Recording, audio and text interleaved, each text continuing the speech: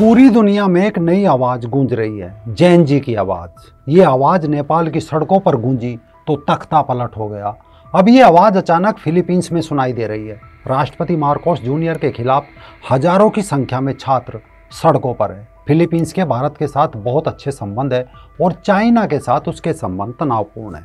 China और Philippines दोनों दक्षिणी चीन सागर के द्वीपों को लेकर आमने सामने भी है। फिलीपींस ने भारत से ब्रह्मोस मिसाइल खरीदकर चाइना के खिलाफ तैनात भी की है। ऐसे में इस बात से इनकार नहीं किया जा सकता कि फिलीपींस में तख्ता पलट की कोशिश के पीछे चाइना का हाथ हो। दूसरा शक अमेरिका पर भी है, क्योंकि ऐसा आरोप है कि उसके डीप स्टेट ने पिछले कुछ सालों में एशिया के कई देशों में तख्ता पलट को अंजाम दिया, जिसमें पाकिस्तान, श्रीलंका, बांग्लादेश और नेपाल शामिल है। लेकिन आज सवाल फिलीपींस को लेकर है। क्या सालों बाद वामपंथी हुक्स फिर से जाग गए हैं, और क्या इन हुक्स को निगलने के लिए एक बार फिर से एक राक्षस, एक वैम्पायर आएगा?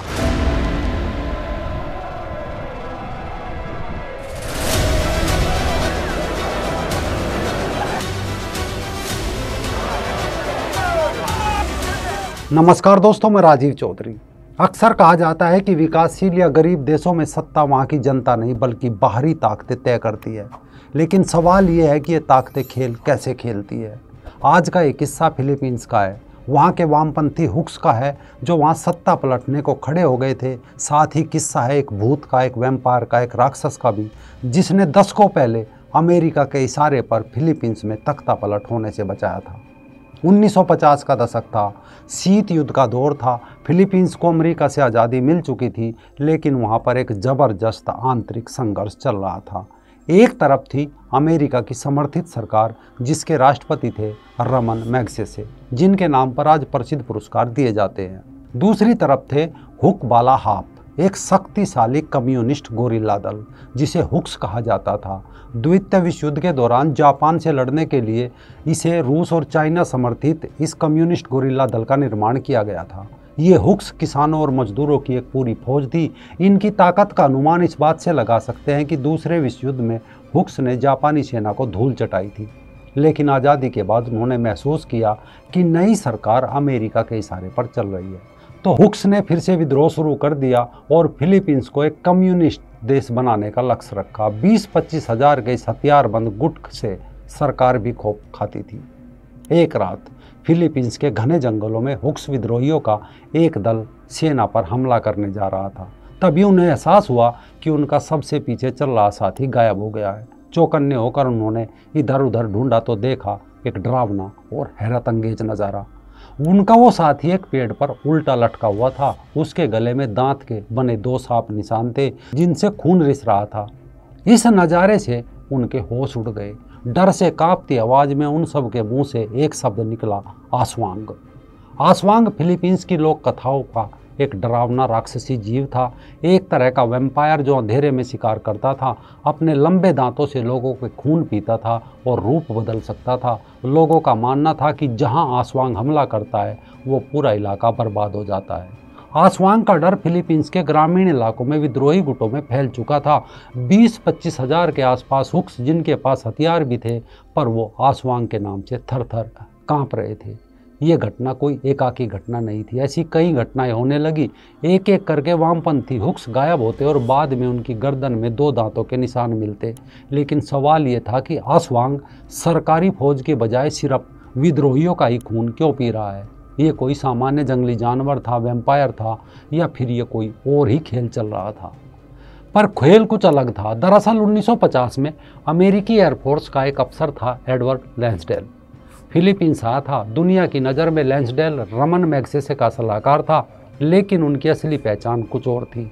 सेकेंड वर्ल्ड वार से पहले लैंसडेल सैन फ्रांसिस्को की एक एडवर्टाइजिंग एजेंसी में काम करता था। वो नेस्ले, वेल्स फार्गो जैसी बड़ी बड़ी कंपनियों के लिए विज्ञापन बनाता था। यानी उसे आप मार्केटिंग का एक्सपर्ट कह सकते हैं। उसे अच्छी समझ थी। द्वितीय विश्व युद्ध के दौरान वो फौज में भर्ती हुआ और युद्ध भी लड़ा।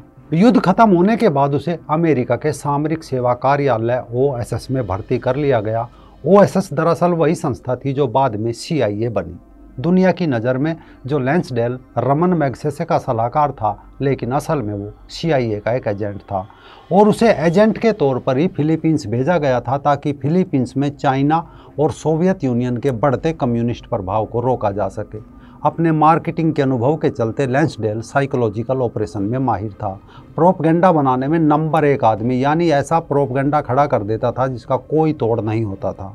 लिहाजा फिलीपींस में उसे हुक्स आंदोलन दबाने का जिम्मा दिया गया था और साफ कहा गया था कि कैसे भी करे, कुछ भी करे, लेकिन हुक्स विद्रोहियों का खात्मा करके फिलीपींस में तख्ता पलट होने से रोके। लैंसडेल और उसकी टीम ने हुक्स आंदोलन से प्रभावित इलाकों का दौरा किया। उनका मकसद था ये जानने का कि फिलीपींस के आम ग्रामीण लोग किन कहानियों से, कैसे अंधविश्वासों में भरोसा करते हैं, किससे डरते हैं, बुरी आत्मा से डरते हैं, भगवान से डरते हैं, शैतान से डरते हैं, जिन से डरते हैं, भूत प्रेत से डरते हैं। यानी लैंसडेल और उनकी टीम हुक्स के अंदर के किसी एक्टर को खोज रही थी। लैंसडेल की टीम को जल्द पता चला कि आम ग्रामीण लोग बुरी भला, शापित आत्मा, भूत प्रेत जैसी चीज़ों पर विश्वास करते हैं। ये सब सुनकर लैंसडेल की बाँछें खिल गई। इसके बाद लैंसडेल ने एक ऑपरेशन चलाया जिसका नाम था आई ऑफ गॉड, यानी ईश्वर की आंख। इस ऑपरेशन का आइडिया लैंसडेल को सेकेंड वर्ल्ड वार के एक ऑपरेशन से मिला था। होता यह था कि दूसरे विश्व युद्ध के दौरान मित्र राष्ट्रों के कुछ छोटे जहाज जर्मन इलाकों के ऊपर उड़ाए जाते थे और फिर लाउड स्पीकर से कुछ खास जर्मन सैनिकों के नाम पुकारे जाते थे। नाम लेकर उन्हें धमकी दी जाती थी कि अगर उन्होंने सरेंडर नहीं किया तो उन्हें मार डाला जाएगा। लैंसडेल ने ऐसा ही तरीका फिलीपींस में आजमाया। हुक्स के समर्थक इलाकों में छोटे विमान उड़ाए गए जिनसे लाउड स्पीकर पर स्थानीय भाषा में ब्रॉडकास्ट किया जाता। प्लेन से ऐसी आवाज़ें आती कि जिसने भी हुक्स की मदद की उसे शाप लगेगा। लैंसडेल का ये तरीका काफ़ी सफल रहा और कई हुक्स लड़ाके आत्मसमर्पण के लिए तैयार हो गए। इस सफलता से उत्साहित होकर लैंसडेल ने एक और तरीका अपनाया। वो लोग हुक्स विद्रोहियों का समर्थन करने वाले लोगों की निशानदेही करके उनके घर के आगे एक आंख का निशान बना देते थे। इस सिंबल को अशुभ समझा जाता था, इसीलिए डर के मारे कई लोग हुक्स विद्रोहियों की मदद से पीछे हट जाते थे। लैंसडेल साइकोलॉजिकल वारफेयर के तरीके आजमाकर हुक्स विद्रोहियों को लगातार परेशान कर रहा था, लेकिन उसने अब भी अपना सबसे मारक अस्त्र नहीं आजमाया था। लैंसडेल को पता था कि फिलीपींस के लोग सबसे ज़्यादा आसवांग से डरते हैं, एक वैम्पायर जैसा जीव जो लोगों का खून पीता है और रूप बदल सकता है। लोगों का मानना था कि जिस इलाके में आसवांग का हमला हुआ वो पूरा गांव बर्बाद हो जाता है। लैंसडेल ने इस अंधविश्वास को भी हथियार के रूप में इस्तेमाल किया। जिस इलाके में हुक्स विद्रोहियों का गुट जमा होता, CIA के लोग पहले ही आसपास के गांव में अफवाह फैला देते कि इलाके में आसवांग घूम रहा है। जल्दी वो अफवाह हुक्स विद्रोहियों के पास पहुंच जाती। इसके बाद CIA का असली एक्शन शुरू होता था, यानी जिस रास्ते से विद्रोही आते जाते थे उनकी निशानदेही करके लैंसडेल अपने आदमी पहले ही वहां बैठा देता था। इसके बाद जैसे ही उनका गुट उस रास्ते से गुजरता, मौका देखकर रात में उनमें से किसी एक को अगवा कर लेते और फिर उसके गले में 2 छेद करके उसे उल्टा पेड़ पर लटका देते। बाकी गुट जब उसे देखता तो उन्हें पक्का भरोसा हो जाता कि ये आसवांग का काम है।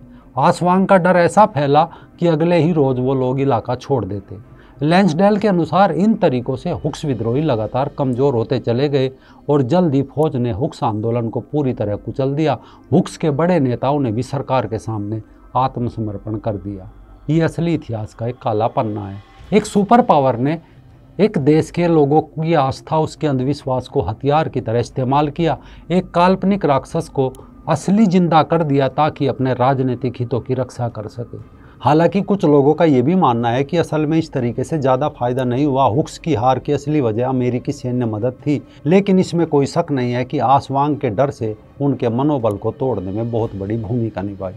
तो अगली बार जब आप किसी देश में सत्ता परिवर्तन की खबर सुने तो याद रखिए, ताकतवर देश कैसे गरीब देशों की सत्ता को प्रभावित करते हैं। सीधे युद्ध से लेकर मनोवैज्ञानिक युद्ध और अंधविश्वासों का हथियारीकरण करके भी ये परिवर्तन मतपेटियों से नहीं बल्कि अदृश्य हाथों द्वारा चलाए गए ऐसे ही गहरे, रहस्यमय और खतरनाक खेल का नतीजा होता है। लोग सोचते हैं कि जनता ने सत्ता पलट दी, लेकिन ऐसा नहीं होता। अब फिलीपींस में एक बार फिर सत्ता के खिलाफ वामपंथी हुक्स जाग गए हैं। देखना है कि फिर सत्ता का रक्षक वो वैम्पायर कैसे जागता है और इन वामपंथी हुक्स का खात्मा वो कैसे करता है।